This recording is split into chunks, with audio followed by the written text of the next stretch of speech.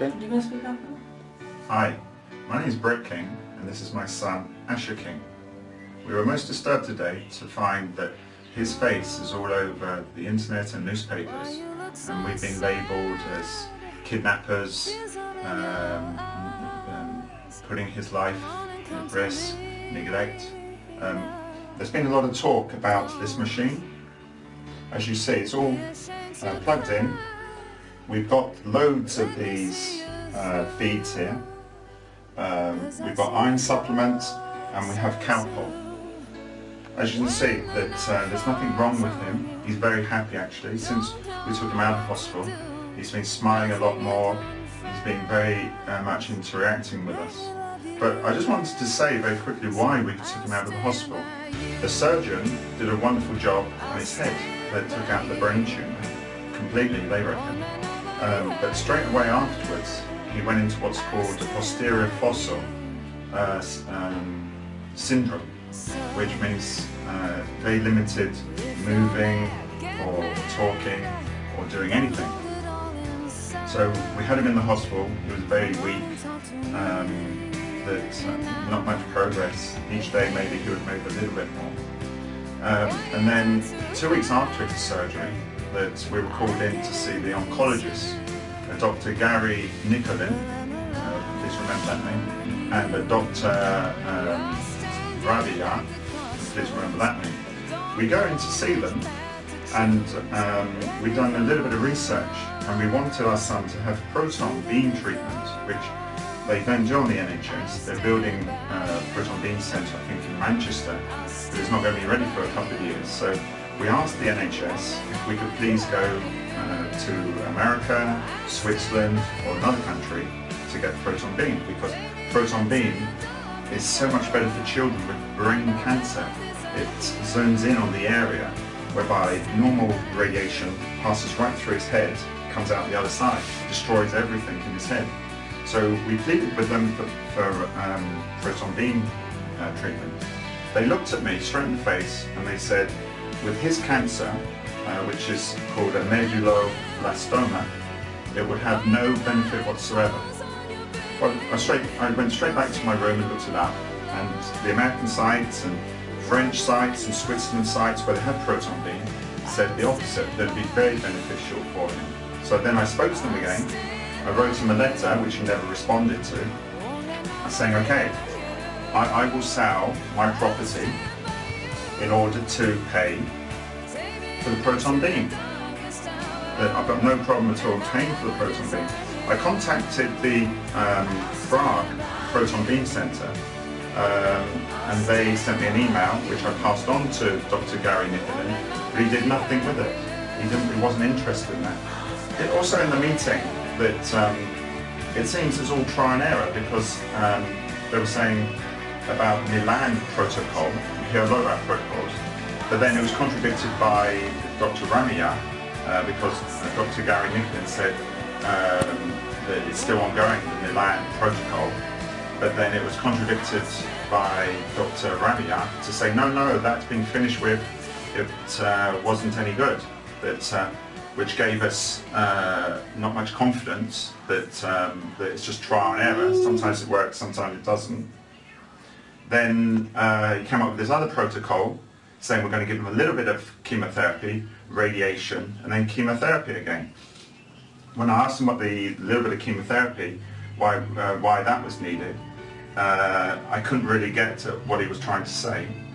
And then straight away afterwards he said, more or less, if I question him in any way regarding his treatment, they would get an emergency protection order and take him away from me.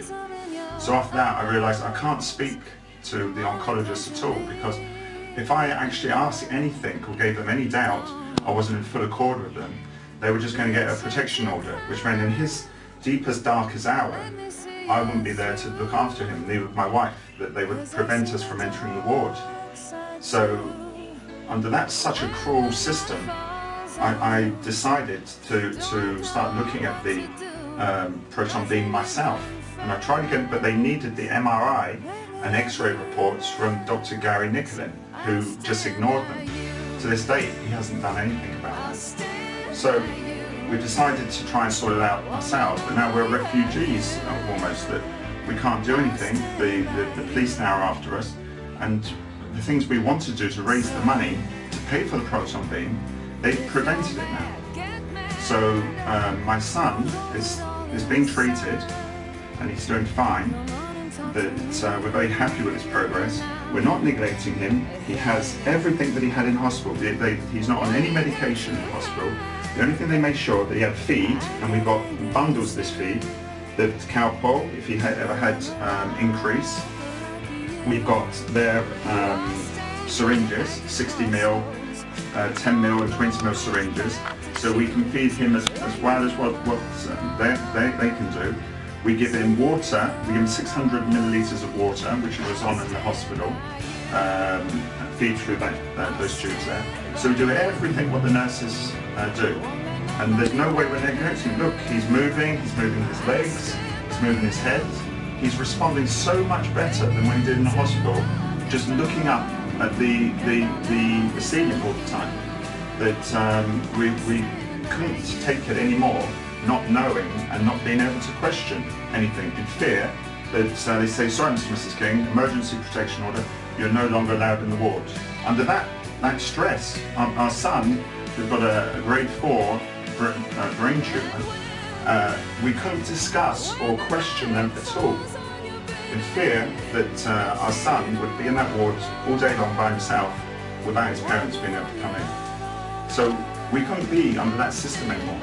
I've had to try and do it myself. I was going to get the money to pay for the proton beam therapy, but they prevented that now because the police in Spain are involved and I can't do what I wanted to do.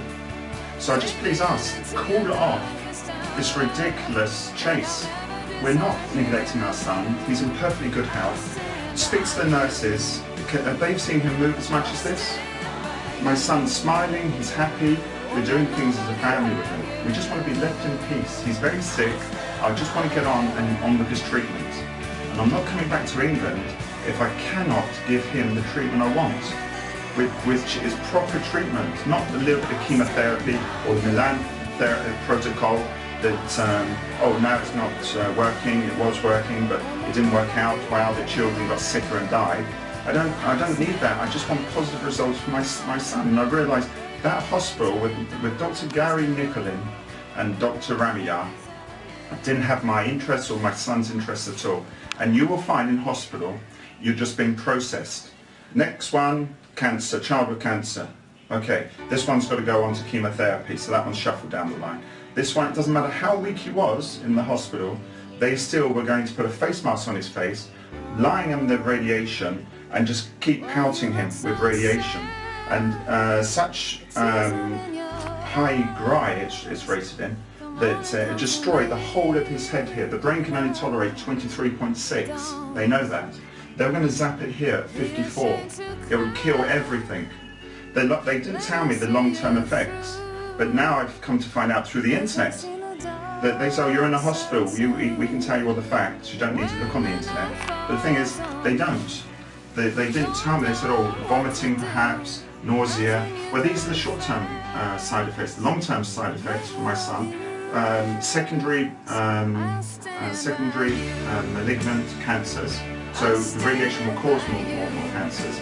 He will be growth stumped, mentally he'll be stumped. He won't be able to process information, which means he won't be able to tell me what 5 and 5 is, because he won't be able to do it.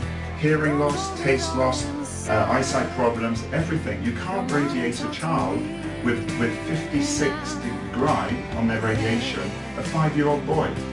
I'm sorry.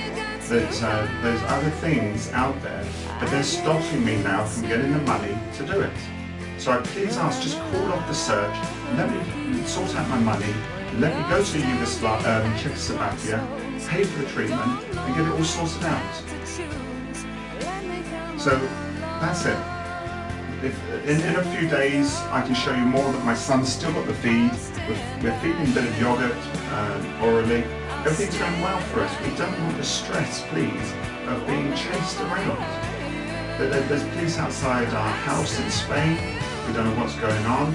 we just want the best medical treatment. So I just said, please, please, please, you can see my son's not neglected, he's doing very well, he doesn't need the hospital, all I need is the money and I'll get it all sorted out for him. Thank you very much.